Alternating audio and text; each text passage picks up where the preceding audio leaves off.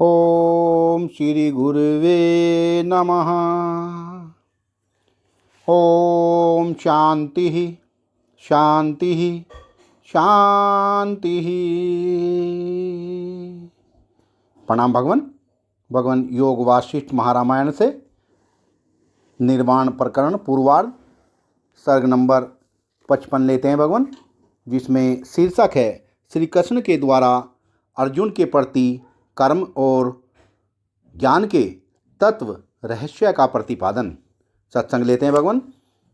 श्री भगवान ने कहा, महाबाहो अर्जुन, तुम फिर भी मेरे परम रहस्य और प्रभावयुक्त वचनों को सुनो, जिसे मैं अतिशय प्रेम रखने वाले तुम्हारे लिए हित की इच्छा से कहूँगा। कुंती पुत्र, सर्दी गर्मी और सुख दुख को देने वाले इंद्रिय और विषयों के संयोग से तो उत्पत्ति विनाशशील और अनित्य है, इसलिए भारत उनको तुम सहन करो। इंद्रियों का विषय, संसर्ग, सुख दुख आदि द्वंद्व या इनसे भिन्न जो कुछ भी पदार्थ हैं, वे सब के सब एक सच्चिदानंद घन परमात्मा से तनिक भी पृथक नहीं है, अर्थात सब कुछ परमात्मा ही है। अतः फिर सुख और दुख कहाँ? आदि अंत से रहित तथा अवयवहीन परमात्मा में पूर्णता और अपूर्णता कैसे हो सकती है? इसलिए जो पुरुष सुख दुख में समान और धीर है, वह अमृत में ब्रह्म पद को प्राप्त करने में समर्थ होता है। वास्तव में सभी तरह से सुख दुखों का अस्तित्व तनिक भी नहीं है। परमात्म तत्व ही सर्वस्वरूप है, इसलिए अनात्म रूप संसार की सत्ता कैसे स्थिर होगी? क्योंकि असत वस्तुओं की तो सत्ता ही नहीं और सत का अभाव नहीं है। अतएव सुख दुख आदि है ही नहीं, केवल एक सर्वव्यापी परमात्मा ही है। अर्जुन, यद्यपि आत्मा दृश्य पदार्थों का साक्षी रूप से साक्षात्कार करने वाला चेतन स्वरूप है और शरीर के अंदर रहता भी है, तथापि वह सुखों से न तो हर्षित होता है और न दुखों से दुखी। परमात्मा से पृथक देह आदि कुछ भी नहीं है और न दुख आदि ही है। अतएव वास्तव में कौन किसका अनुभव करेगा? क्योंकि एक परमात्मा के सिवा दूसरी वस्तु है ही नहीं। भारत, यह दुख अज्ञान से उत्पन्न एक प्रकार की भ्रांति ही है। अतः परमात्मा के यथार्थ ज्ञान से वह सर्वथा विनष्ट हो जाता है। जिस प्रकार रज्जु का यथार्थ तत्व न जानने से उत्पन्न हुआ रज्जु में सर्प का भय रज्जु के यथार्थ ज्ञान से नष्ट हो जाता है, उसी प्रकार अज्ञान से उत्पन्न हुए देह एवं दुख आदि का अस्तित्व परमात्मा के तात्विक ज्ञान से नष्ट हो जाता है। यह विश्व नित्य एवं पूर्ण ब्रह्म ही है। वह ब्रह्म न तो नष्ट होता है और न उत्पन्न ही होता है। इसे ही ध्रुव सत्य जानो, यही यथार्थ बोध है। अर्जुन, तुम मान मद शोक भय इच्छा सुख दुख इस संपूर्ण असद्रूप जड़ द्वैत प्रपंच से रहित हो जाओ और एकमात्र आदित्य चिन्ह में सत्य स्वरूप परमात्मा में तद्रूप हो जाओ। भारत, सुख दुख लाभ हानि जय और पराजय के ज्ञान से रहित होकर तुम एकमात्र शुद्ध ब्रह्म रूप हो जाओ, क्योंकि तुम ब्रह्म रूप ही हो। अर्जुन, तुम जो कर्म करते हो, जो खाते हो, जो वहन करते हो, जो दान देते हो और भविष्य में जो कुछ शास्त्र अनुकूल अनुष्ठान करोगे, वह सब परमात्म स्वरूप ही है।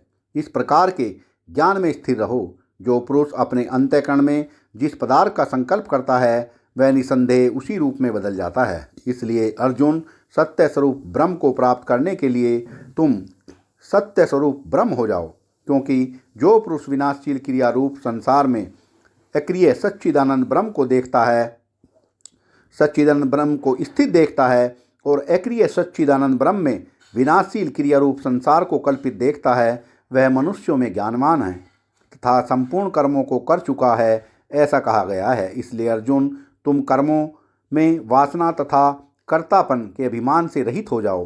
तुम्हारी